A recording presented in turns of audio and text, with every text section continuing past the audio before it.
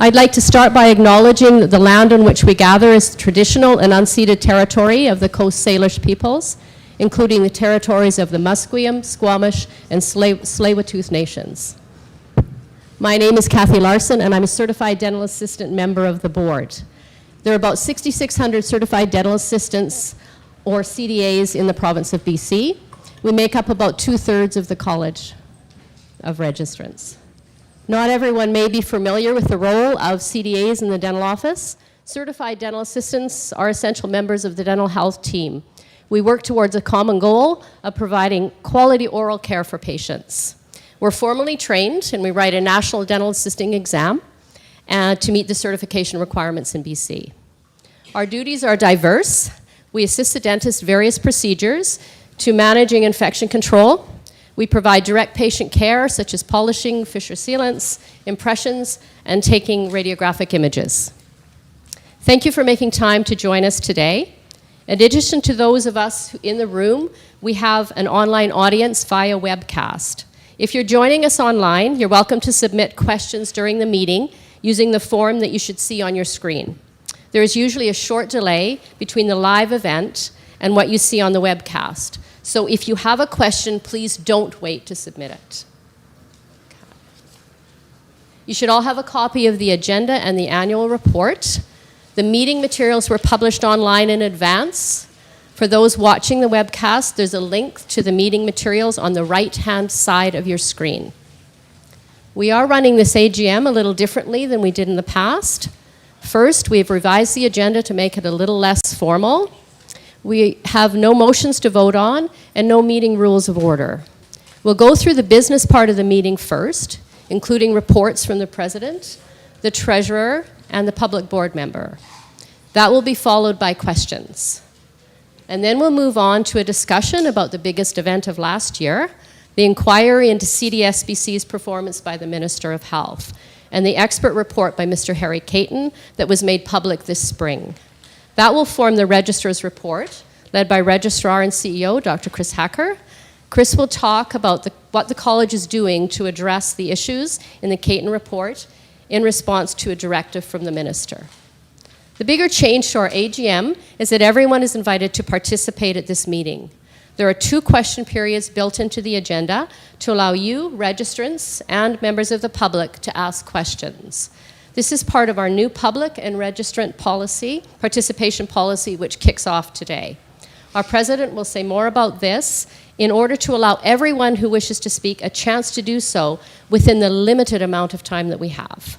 There's also a public board meeting taking place following this AGM that's at the Terminal City Club. It's about a couple blocks west of us. I'd like now to turn things over to the President, Dr. Peter Laub. Thank you.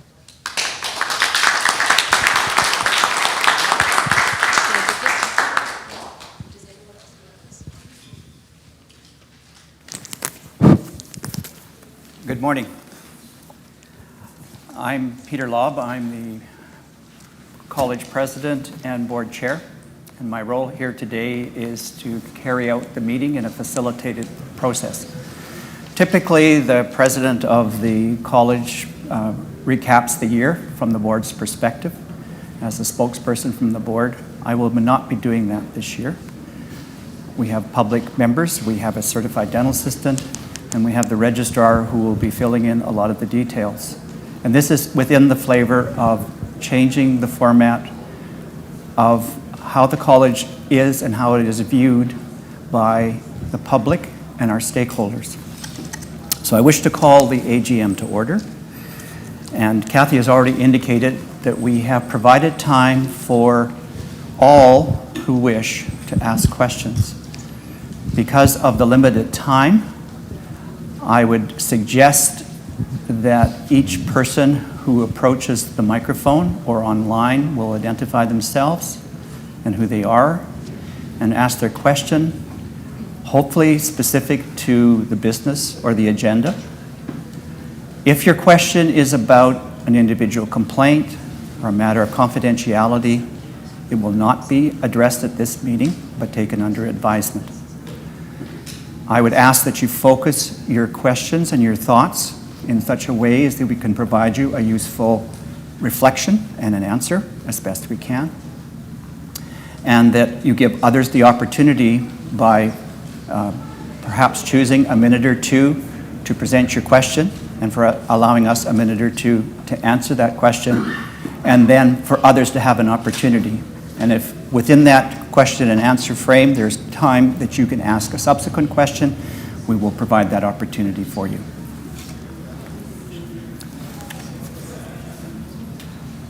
I would now like to invite Barb Hamley, one of our 10 public members on the board, to present the public members report.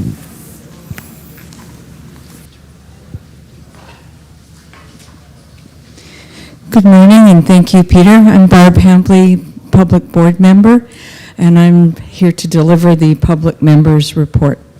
The public members are partners with the elected board members in our shared duty of ensuring that the College of Dental Surgeons of BC upholds its mandate to serve and protect the public of British Columbia.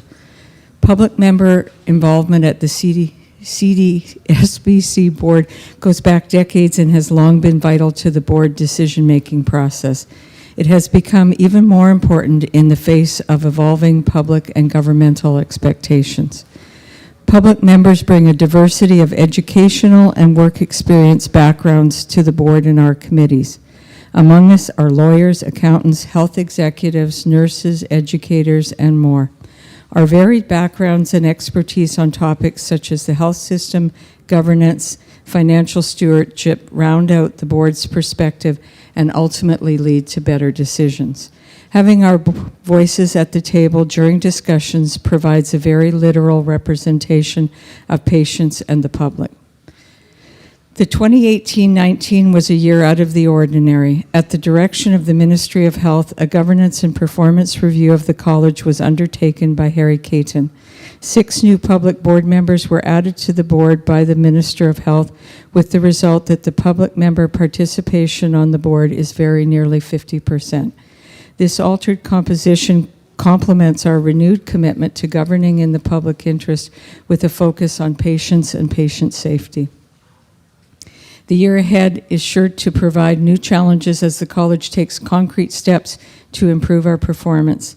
Each board member, public and professional, will be guided by the simplicity and power of our new vision statement: public protection, regulatory excellence, optimum health. Thank you.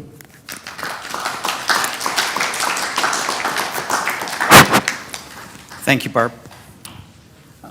At any AGM, one of the significant things is to discuss the audited financial statements for the year, and that they are going to be presented and discussed by our auditors, Smythe LLP, and our treasurer, Dr. Doug Kahn. So are our auditors here to present?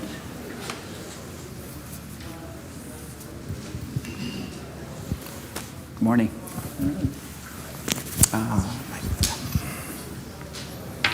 Thank you, Peter. So the audited financial statements, is this on already? Yeah, great. The audited financial statements are included in the package, and if you would like to follow along, I'm going to go through our auditor's report, which is...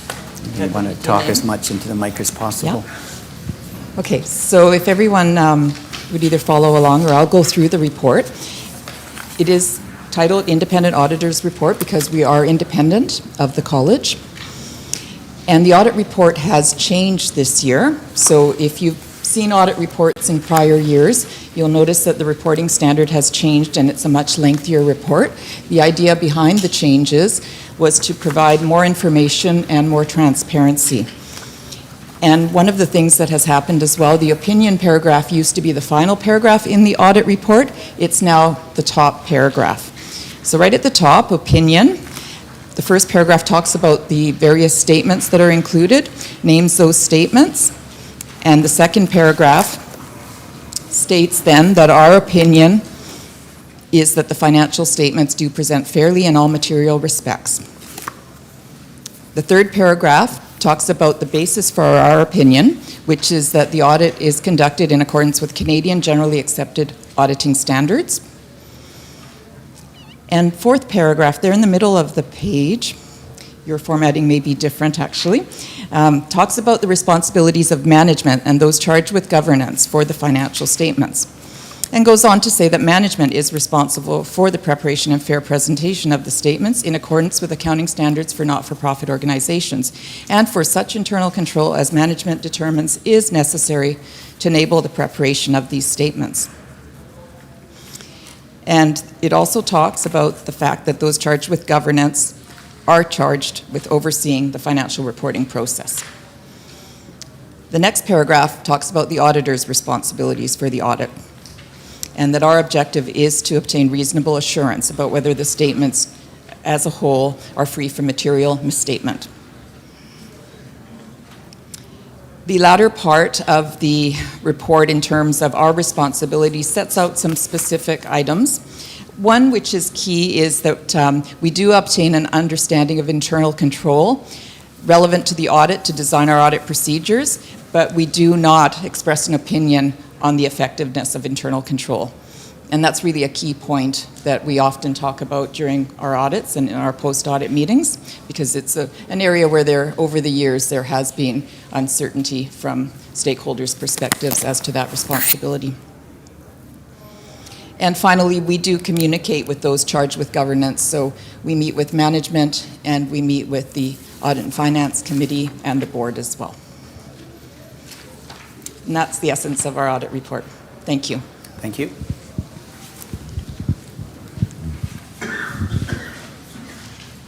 Doug?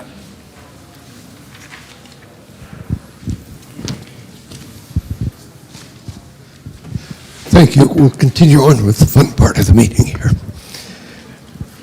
I'd like to thank Smith LLP for their presentation of the audited financial statements. And I'd like to give an overview now of the college's financials for the past year. Some of the highlights. The college faced a number of challenges which were unbudgeted but had significant financial impacts, including an increased expenses related to resolution of 2 legal settlements and the costs related to the review of Cdsbc by Harry Caton. That was mandated by the provincial government. The regulatory landscape is changing in keeping with public expectations, and we are faced with rising costs. There was a noticeable increase in both the number and complexity of complaints, an increase in the number of citations directed by the inquiry committee, an increase in the number of complaints related to advertising and promotional activities, which came from the new bylaw 12, and that's been since March 2018, and an increase in the failure and non-compliance rate of registrants who participated in remediation programs to address concerns identified in complaints process, thus requiring further action by the college.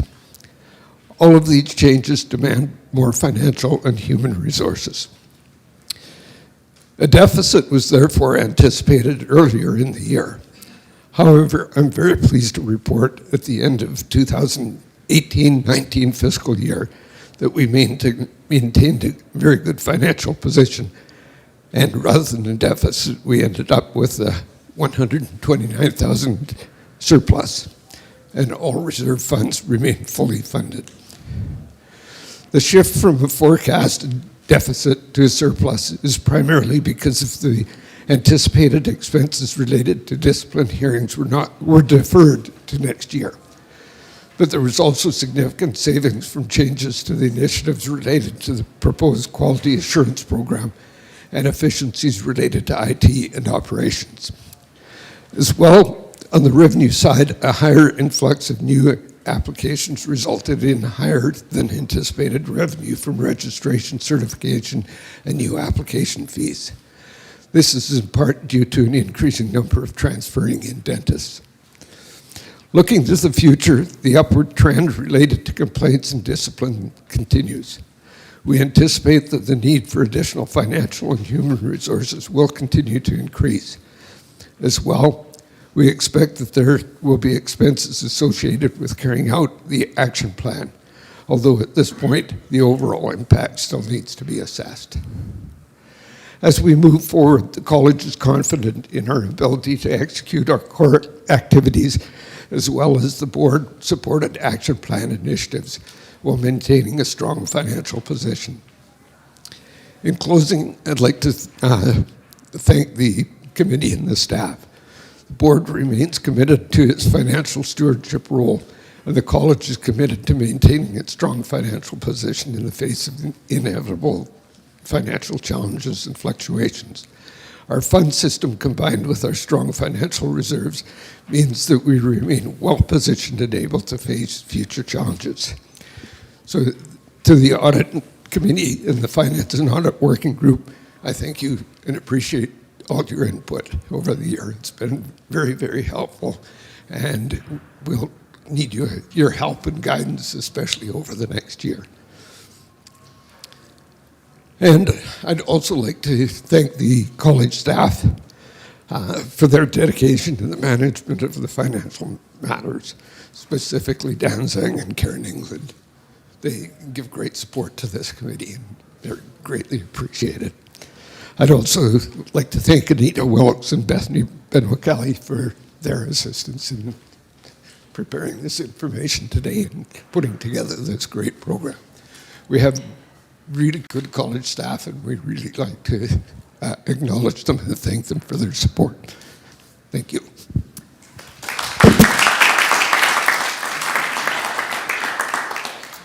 Thank you, Doug. So as we've indicated at the start, there are two parts to the meeting, not that it isn't a continuity of the same meeting, but this is an opportunity for you, the audience, to ask questions from an operational point of view. If it leads into the Caton report, we may defer that, and I would like to devote the next 15 minutes or so to any questions you have, at which point then we will present the Caton and action reports, and we will have a further period at the end to address any questions that aren't answered and any additional questions. So is there anyone who would like to approach the microphone and ask a question at this point?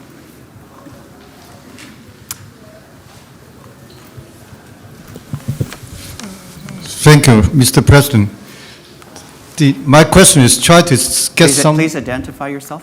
Oh, my name is KK Wan. I'm a dentist. 3232 is my registration number. Thank you.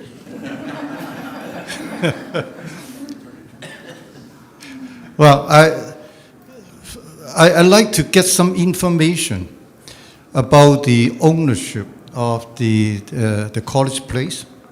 I know that legally at this moment it belongs to the college, but I just want to find out who paid for it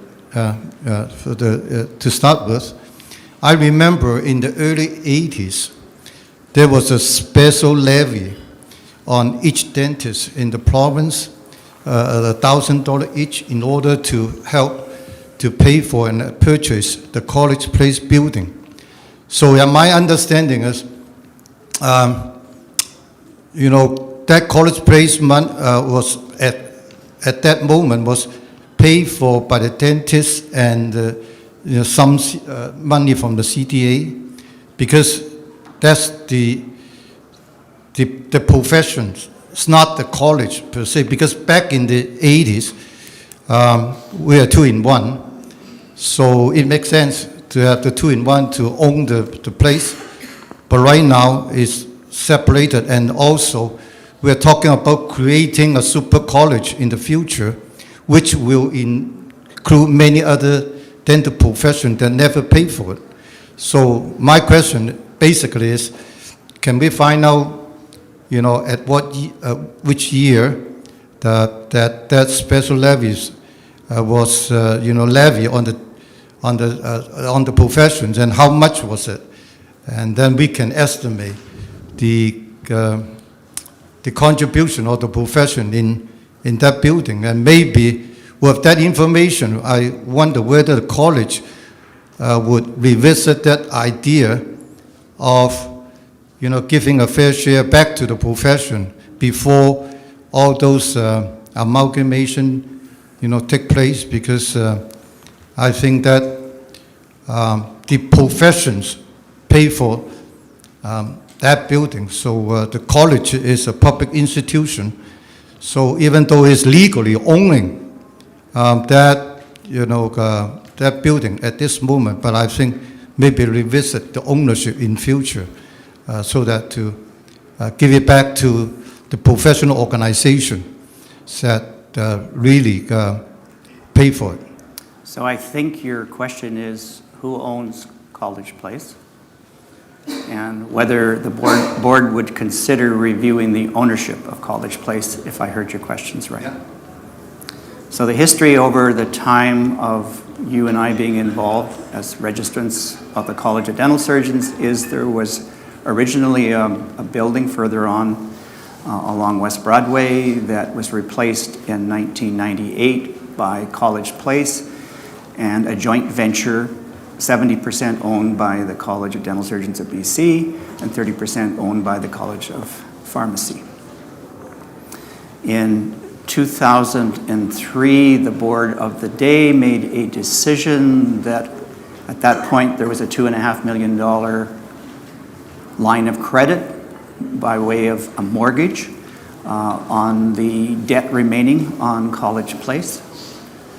And the board of the day made a decision to maintain the ownership of the building with the college rather than to transfer it. And within a year, the line of credit was paid. And for the first time in the history of the college, it became a debt-free organization. The board made a special motion, which I believe is sitting in a bylaw, that to change ownership of the 70% interest in the joint venture, that the board, by a 2/3 majority, would have to make a decision different to the existing policy, which is College Place belongs to, or the 70% belongs to the College of Dental Surgeons, and the College of Dental Surgeons belongs to the people of British Columbia as a regulatory body acting in the public interest. How was it paid? It was paid by a special levy. We could investigate that. I don't have any facts on that information for you. I know from whatever point onward, and at the point the $2.5 million were paid, it was paid from the revenues of the College of Dental Surgeons, which are based on the annual licensing fee paid by the dentists and the certified dental assistants of British Columbia. Any other questions? Maybe I can, excuse me, KK, maybe I can just add a couple of thoughts to that too. My registration number is 3121, so we're fairly close. The strategy to rent or own is always a board decision, and there's advantages and disadvantages to both, and certainly you could argue that in not-for-profits there's a growing trend to not owning and appreciating property because it creates these problems of increasing equity and what's done with it. The board, absolutely, as Peter says, is more than welcome and willing to probably engage conversations about that strategy. I will say that the 70% ownership in the building generates about $600,000 a year that goes directly back to the registrants in terms of the fact we don't pay rent in the building. We're not susceptible to the instability of being at the mercy of the landlord. We will not have to invest in increased leaseholds should the building be sold. We have to move who knows how many times. We have a staff of almost 50 people, and that's a fairly large space. Space in Vancouver, as you probably know, in terms of commercial space, is very difficult to find as well. So there are advantages, and again, the profits from the ownership of the building are being turned back to the registrants annually, I can tell you that. So again, rent of about $300,000 a year and another $300,000 is turned back into operations. Any other questions on any other subjects? We do have one question that's come in online. It's from Dr. Corey Brown, and the question is, I would like to know when the college will approve administration of fillers by general dentists who have taken appropriate courses to deliver fillers safely. Want to answer that? Yeah. The name was Sunita, I'm sorry. Dr. Corey Brown. Corey Brown. Dr. Brown, if you are online, thank you for the question. We are currently looking at that, and as I look through the crowd, I see Dr. Richard Bussey, who very competently and ably is chairing a working group appointed by the board about a year and a half ago to investigate cosmetic dental services in general, facial aesthetic services. The nature of fillers has changed dramatically since the college policy was initially developed. As we all know, they become very much more reversible now than they were before, less of a specific surgical procedure. So we as the group, I supported on the staff side, have been looking at where procedures of a facial aesthetic nature fit into our scope of practice, and moving on from there, determining if there are some standards or guidelines we can provide that will provide guidance to practitioners who want to provide these services, and determine the minimal amount of education that they would need to pursue to be able to be competent to provide that. Richard, I would open the floor to you if you wanted to say anything more. Well, the board did approve in principle at our last, oh, I'm sorry. At our last board meeting, the board did approve in principle the document, the standards and guidelines. However, we've been asked to review and tweak, and from a safety point of view, for public safety, with respect to making sure that the correct people are delivering the service in a safe manner, that there's correct training. We've developed as a standards and guidelines to the trainers out there that they need to adhere to in their course programs, that ultimately dentists are responsible to be sure that the courses they're taking will match our standards and guidelines. So we're very close to completing the document. And then the next step will be to go out to the membership and all stakeholders for input, and then we'll get that report back. I believe it's a 3-month period that it's sent out, and then we will reconvene and look at any possible changes given stakeholder input, and then represent it to the board for final approval. I believe that's the correct chronology of how it will unfold. Thank you. Richard is the chair of the Facial Aesthetics Group, and we thank that group for looking into this area. If we looked at timelines, probably the earliest that the board would be reconsidering approval and establishing the guidelines or standards that the question is asked about would likely be the November board meeting this year. Any additional questions? Seeing none, then I would invite our Registrar and CEO, Chris Hacker, to present the Registrar's report.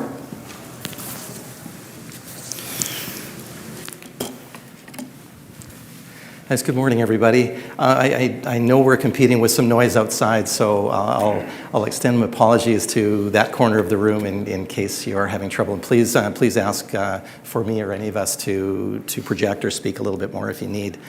Thank you all so much for being here. It's hard to believe that a year has gone by since my first presentation to this group. AGMs of the past have usually been about animating our annual report. The report is mandated by the Health Professions Act as a way of individual regulators to report out to the minister, and they have very specific content requirements to them. The AGM that you're here is actually a construct of our bylaws. It's nothing that's mandated within the Act itself. The concept is possibly slightly out of step as it relates to a not-for-profit corporation. AGMs in for-profit corporations or in companies are really a chance for shareholders and stakeholders alike to ask questions and pass resolutions, holding management accountable for potential lack of growth and or profit. Our AGMs are slightly different, and again, as Peter had mentioned, the structure has changed somewhat.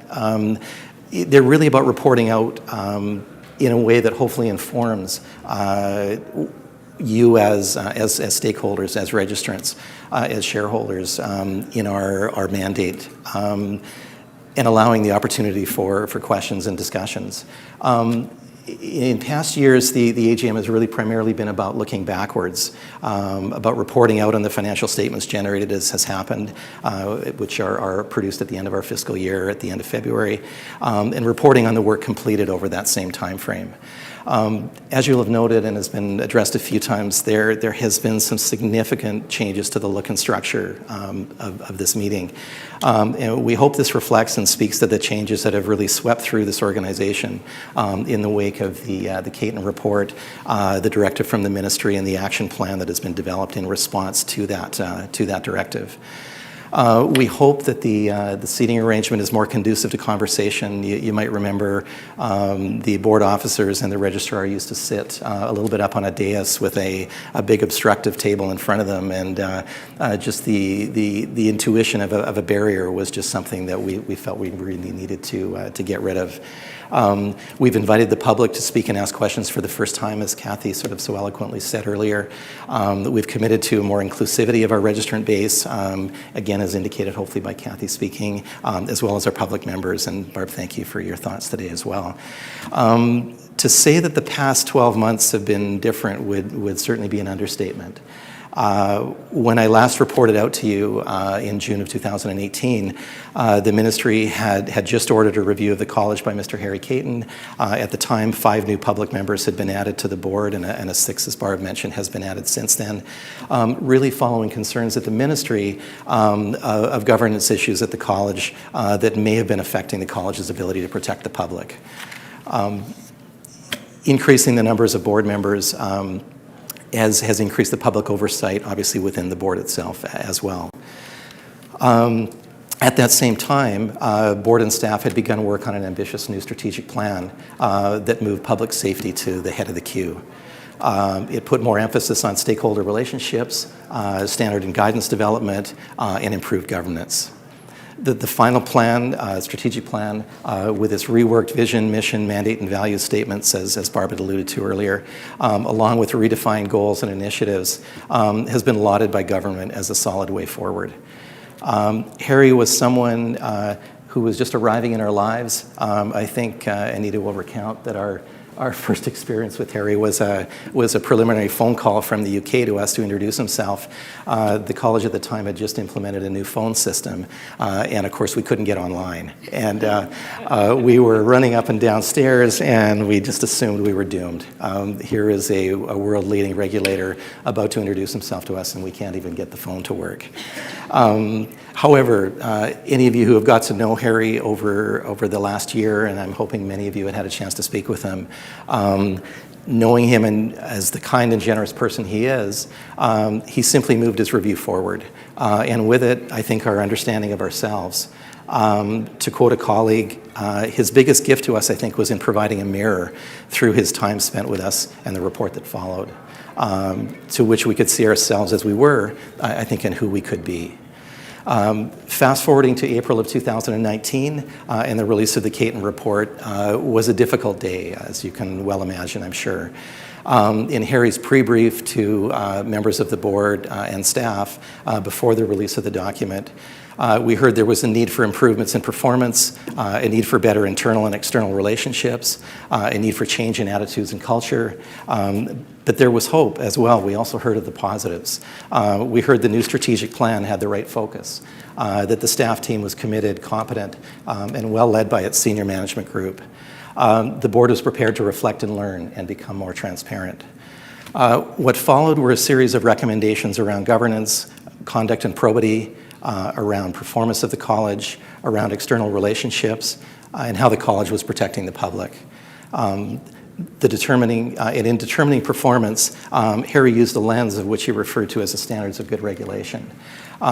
This was a customized version of the standards that he used in his role in heading up the Professional Standards Association in the UK, which is an organization that oversees the 9 health councils in Great Britain.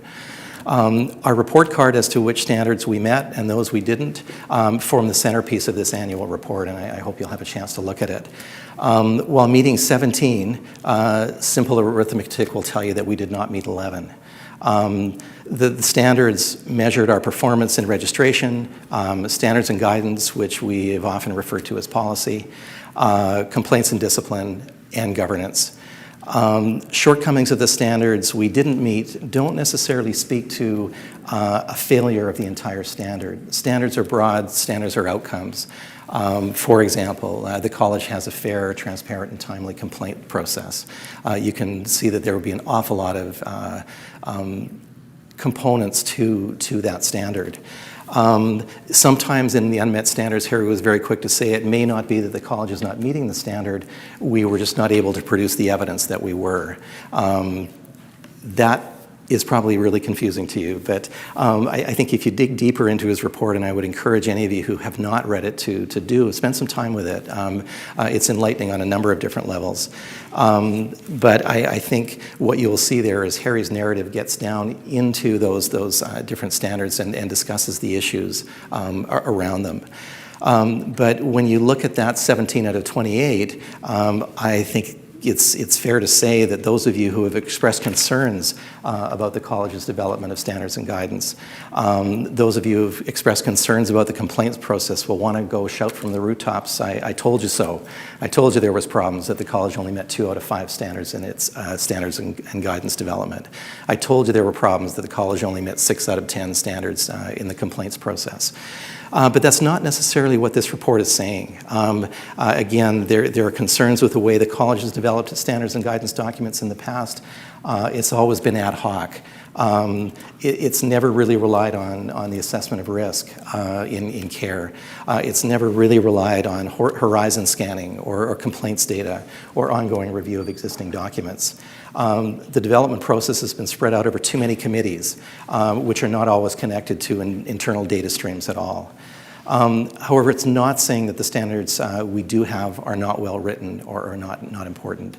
Our organization of them can be better. They are all there on the website, but we are working hard to reorganize that website so that they're easily found and defined. As for complaints, the report determines that the process for each complaint invariably gets to the right conclusion. But the process itself needs help in being more transparent, more timely where possible, and more fair and increased fairness where possible as well. It's also noted that the process is hamstrung and compromised by the underpinning legislation, the Health Professions Act. We may be aware that the Health Professions Act, when it was introduced in the early 90s, was a very progressive legislation. It was umbrella. Not very many provinces had that same kind of process. At the time, the larger colleges of physicians and surgeons, the pharmacists and the dental surgeons in particular, remained under their own acts for another 20 years, and it wasn't until 2009 that were brought under the Health Professions Act. It has been an uncomfortable fit ever since. This legislation did not contemplate colleges getting 200 complaints a year or 700 complaints a year as the physicians and surgeons do. It ties up our process, it allows for mischief, and it's just a difficult act to stay compliant with and still run a fair, transparent, and timely process. So Harry, in part 2 of his report, speaks to changes potentially to the Health Professions Act in general. He looks at the options of reforming it versus repealing it and makes his case.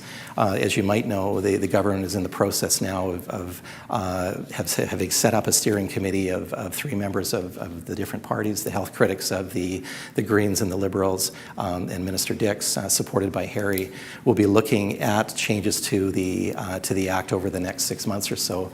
They're hoping to have their report finished by the end of the year, at which time it'll be going to the legislature for discussion and potential moving forward. So this is happening quickly.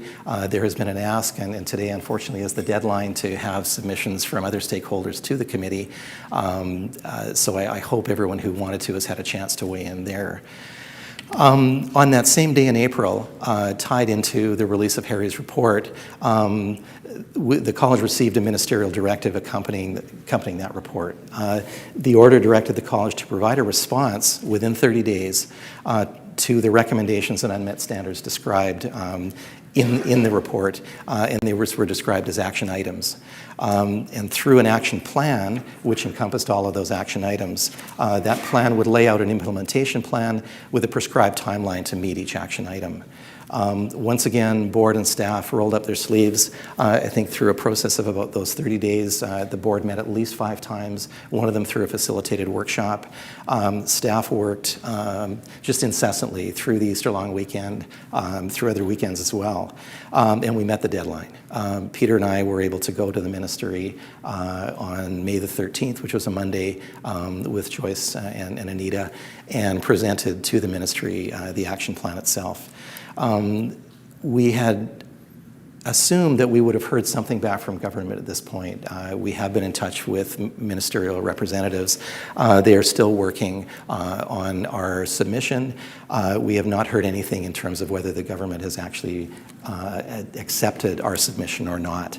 I can say that they asked us to post the plan on the website, and I'm hoping that you've all had a chance to see it. It's a significant document, and I think a read-through will give you a sense of the commitment of the board and the staff in developing such an amazing piece of work in such a short period of time. I think it speaks to the government's confidence that we're on the right track in that they have linked to that document on their professional regulation website. Our work has already begun on this groundbreaking plan, hopefully as evidenced again by just the formatting of the AGM this morning.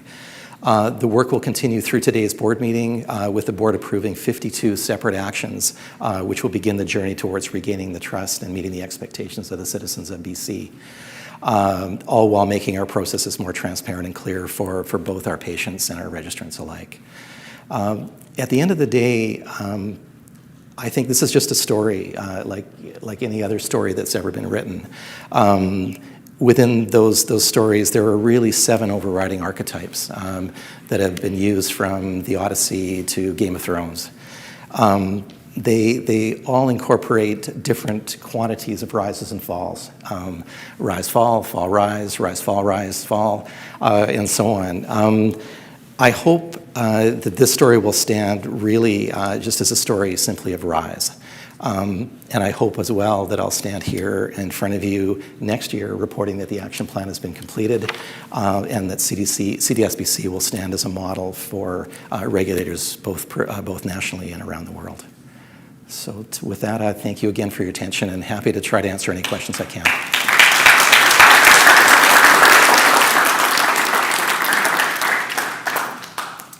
Thank you, Chris, for that comprehensive report. As indicated at the start, this is the second opportunity for a question and answer period from the audience. The focus on this could be on the Caton report or the proposed action plan, but it could be on any other item that any member of the audience wishes to ask regarding the College of Dental Surgeons. Floor is opened. Are there any questions? Yep, please approach the microphone, introduce yourself. We don't need numbers. We've gone to reconciliation and we're trying not to call people by numbers. My name is Ben Belevi, dentist in Vancouver.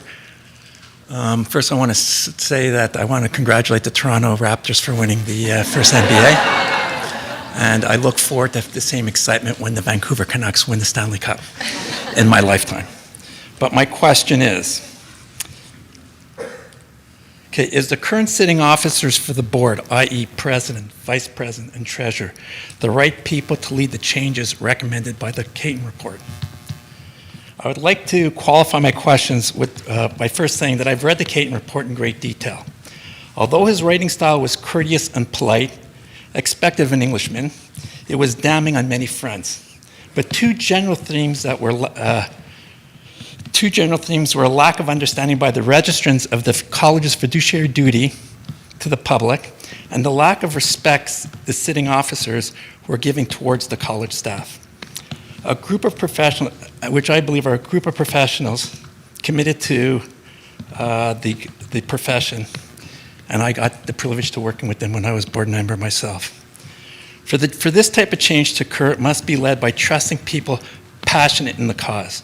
From what I see and read, I'm not sure the vision of the Clayton report is consistent with the members of the sitting board, and considering their disrespect that has been shown to the operational staffs, why would they trust them?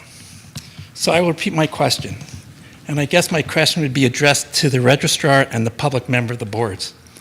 Do you have confidence the current sitting board can lead the significant changes needed to restore the confidence of the government in our institutions, and more importantly, restore the public trust and its registrants' commitment to professional services that are safe, effective, respectful of the patient's dignity, and accessible? Thank you. Thank you for your question. I will invite the registrar, and I will invite Barb or any of the other public members to add their comments. I will tell you that I made a commitment to the board, and I made a commitment at the ministry offices when I presented that in the new culture, the leadership of a board will be chosen by that board, the chair and the vice chair. I have been elected to another term, a 5th term, as the president of the College of Dental Surgeons to June of 2020. But I've indicated to the board as of today that they must choose who the appropriate board chair should be. And if it is not me, the board will have my immediate resignation. That's my personal commitment. I believe I have the qualifications and the experience to do that.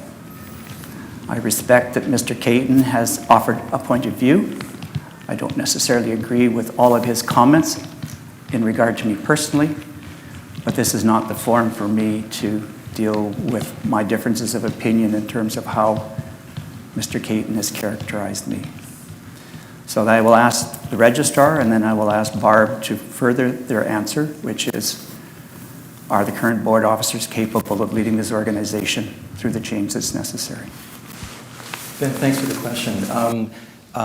A difficult, almost untenable question to ask an employee of its employer. And I think that's where I would leave the question. I have seen, as from my position as registrar, an incredible amount of effort on behalf of the board, working through what is difficult reading in the report. There's no question. The process of developing the action plan was absolutely a collaboration between board and staff. The board had reached out and requested that staff do the bulk of the heavy lifting. There's no question, and I think that in itself was a testament to the board recognizing the ability of staff, and I think a very large first step in working towards a collaborative, respectful relationship, certainly. I have seen incredible efforts on the board's part in coming to grips with the content, and I think there was probably no greater testament to me than to the board attesting and acknowledging the foundational guiding principles that they would be working towards now, and those you will find in the annual report as well. And to this day, I have seen nothing telling me that there is any swaying from those principles. We had some difficult conversations, especially at the facilitated workshop, as to what actions we were going to put in place to meet those specific action items. And I can tell you that we got to a point where the action plan was unanimously agreed upon on May the 7th at a board meeting as well. So I think I would leave it with that. So I would say, the only thing I would say in addition to what the chair and the registrar has said is that I think the Caton report created an inflection moment and a moment of truth for the entire board. I think there were some comments certainly for the officers, but I think there was learning for the entire board, and I think as we evolve forward, a governance board properly functioning requires change and elevation of operating by the entire board and the senior team, and we look forward to that, and it will take deliberate work, and we will get some of it right, and we will course correct some of it. But I absolutely, can speak to my personal reaction. I had very reflective moments reading the report on my own behavior and my own understanding of my role, and there was lots of learning for all of us. So we look forward to working our way forward to greater focus on public safety and public protection. Thank you, Barb. Any other additional questions?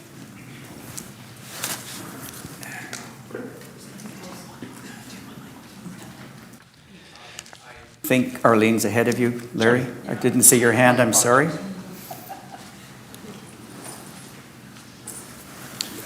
Hello, my name's Arlene Kearns. I'm a certified dental assistant. In the action plan, there was a mention of decreasing the size of the board, which is quite large. Just wondering, how low is that board going to be? And will we be keeping the approximately 50% public members, which I feel is a very good thing? And how will the numbers of the professional part of the board be decided? Will that just be whoever we can get to volunteer to stand up and be this target that you people are? Just wondering how that composition will end up looking. Thank you. Thank you. A very forward-looking question. So the action plan indicates that in the first 6 months, the board will address bylaw 2, which is board composition, elections, size. Mr. Caton has recommended a board of between 8 and 12 people. The current board is 22. Mr. Caton has indicated that the board should be 50% public. The Health Professions Act provides for a minimum of 1/3 and up to 50%. I think that it's clear that the people of British Columbia and the ministry want a board that's 50% public or as close to it. The problem in entrenching any number is that if you lose one member of that board, your board is no longer constituted, and but within the that's the mechanics of it. Within the framework, that's the way it's going to be. The public members are appointed by the Minister of Health through a Cabro board, which accepts applications, and the minister finally decides who will be the public members. The Health Professions only provides for elected members of the other group of people, which currently are dentists and certified dental assistants. I think what we have learned is that unlike when I first came on the board and I had been chair of the ethics committee at the time, you don't drop people onto a board and expect all of a sudden the magic dust is going to flow over their head and they're going to understand what board governance is and their responsibilities. We have a responsibility of an organization to prepare people, that they understand what their responsibilities are, what the college stands for. It doesn't stand for representing the registrants, the dentists, the certified dental assistants, and the dental therapists, but the interest of the public. And what that means. And for each of us, we think we understand that, but under different circumstances, through the lenses of somebody else's eye, whether it's a Mr. Caton, the Minister of Health, or more important, the individual citizen in this province, it will look different. And we will learn and we will have different perspectives. And we will agree to disagree on some of those instances. But that's what makes a democracy good, and that's what makes our opportunity to participate. I was asked a few months ago what my greatest fear about the future of the profession, and my greatest fear is the disengagement of the people who serve the public in working in organizations like this. You don't get rich, you hardly get paid for any of your time. It comes with a lot of aggravation and grief, but the reward is your opportunity to serve. And so it's a matter of finding the right people with the right skill sets to provide what good board leadership and governance will require. And that's the task ahead of the current board, to come up with that plan by the November meeting. Larry?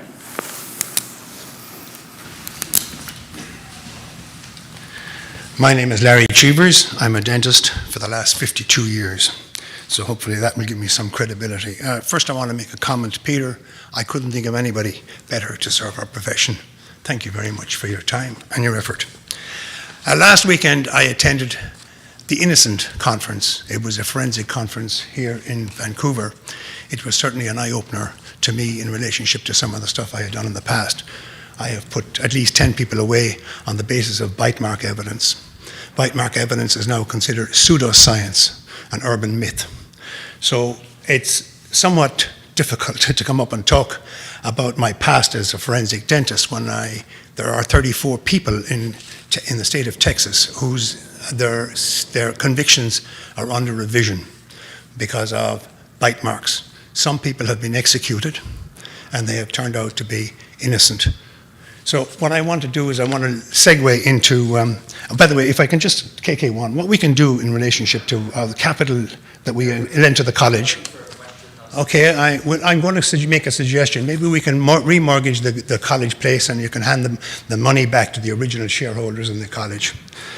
10 million, nice round figure. So I don't know whether everybody here has read what they call the Gray Report. And I want to speak specifically about the regulatory performance. And if I may highlight some of the things that were said, it's a document that's come out from a legal firm in Toronto. And it says, Measuring Regulatory Performance. And here are some of the highlights of it. The standard of practice do not identify expectations upon practitioners and is unclear in some areas. The standards are not clearly worded. The complaint process is not transparent, fair, proportionate, and focused on public. Insufficient reasons are provided for actions taken on complainants. Now, having come from the conference where there is a revision of many of the decisions that people have made, I'm just curious to know that I've been coming here for years and complaining about the regulatory performance. And one of the issues that I have, these individuals are very, very powerful. Now, I don't want you to throw out the baby with the bathwater, but what I'm concerned about is the individual psychological profile of these individuals. And as a dentist, I hired over 30 associates in my career at Broadway Station, and each and every one of them went through a psychological profile. So what I'm saying is it's amazing what will come out with individuals when you start doing a psychological profile on them. Yes, they may be competent as dentists, but as individuals and in their judgments, it is a question. I'm asking you about the psychological. Do you do a psychological profile on the inquiry officers before you actually hire these people? Okay, we'll ask the registrar that question. Thank you for your question. Thank you very much. I'll just back up a little bit to comment on your overall presentation, and thanks as always for being here. The Gray Matters report that you're reading from is Richard Steinecke in Toronto, a well-respected lawyer in regulatory issues, certainly. What you were doing there is exactly what I had spoken to earlier. You were talking to standards and unmet standards when you talked about the complaints process not being fair, transparent, timely, and with a public focus to it. You need to go to the Caton report to look at specifically what Harry's concerns were with it. Certainly, at no time was there any concern around the investigations themselves or the eventual dispositions that we arrived at. The concerns were with process through it. So I think all I can say when anybody is hired at the college, they go through a significant vetting process. References are checked, interviews are had, and decisions are made on employment, as you would do, and it sounds like you have done at Broadway Station. Speaking to a specific psychological assessment, there's nothing formal in place, but I think the people doing the interviews are certainly well understanding the person they're looking for and the type of work that person will be doing. Looking at the timeline, we have another couple of minutes if there are any other questions or supplementary questions. We do have two questions that have come in online. Okay. One question is from Dr. Michael Zook, who is a dentist in another province. He is just wondering, what is the cost of the outside audit to help make a suggestion for our provincial authority and the contact info for the doctor? I'm assuming that might mean Harry Caton. So if the question is, what did the Caton report cost the College of Dental Surgeons? The Minister of Health, when he gave his directive in March of 2018, budgeted $400,000 that the college could be expected to have to pay for the review of both Part 1 and 2 in his report. And the last accounting I heard, Dan is here and Chris are here, was that the invoices have totaled approximately $230,000. I can answer more specifically. The final cost on the final invoice is total $221,000. that we were legislated to pay under Section 18 of the Health Professions Act. Second question is from a dentist, Dr. Paul Newitt, and the question is, could you make some comments on the challenges of Cdsbc's action plan with regards to marketing and regulation when it comes to dealing with corporate dentistry and the large financial backing these organizations have to protect their interests over the colleges? Chris? Wow. How much time have we got, Anita? Paul, if you're watching, obviously corporate interest in dental practices has always been a concern for the college. To this point, the Health Professions Act prevents any professional health corporation from having anything but 100% ownership by a registrant of a college. The corporations that he speaks of, or Paul, that you speak of, are really set up as management companies as such, and the college, in working in its small public protection mandate within the auspices of the Health Professions Act, controls care, and it hopefully ensures public safety by working at that patient-dentist interface. And any dentist, regardless of the business structure that they're working under, has the same obligations always to put the interests of their patient first. Thank you. Any additional questions from anyone? Last question.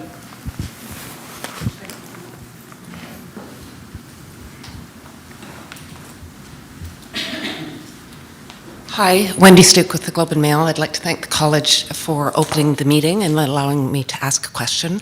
Dr. Khan mentioned in the financial review the cost of 2 legal settlements. I wondered if those could be broken down for me and for your registrants. And Wendy, I can speak to that. Really all I can say, given certain confidentialities, is the total legal expenses for the colleges with regards to both settlements was $125,000 approximately. Okay, thank you very much. Great, thank you for your question.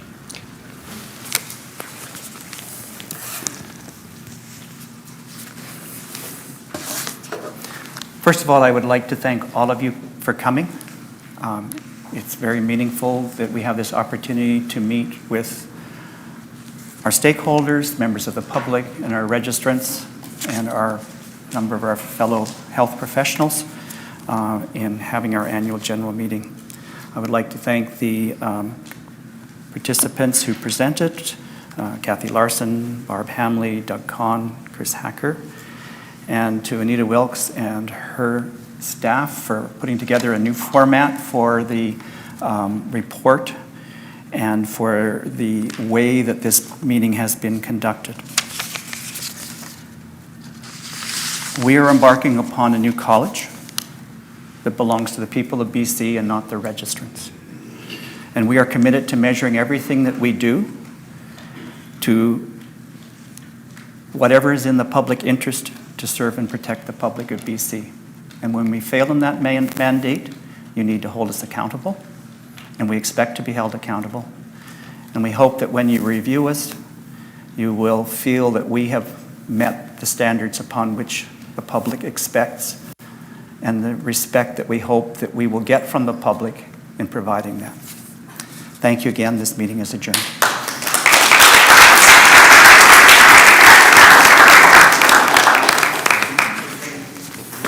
Well done. Thank you. That worked well. Yeah, thank you.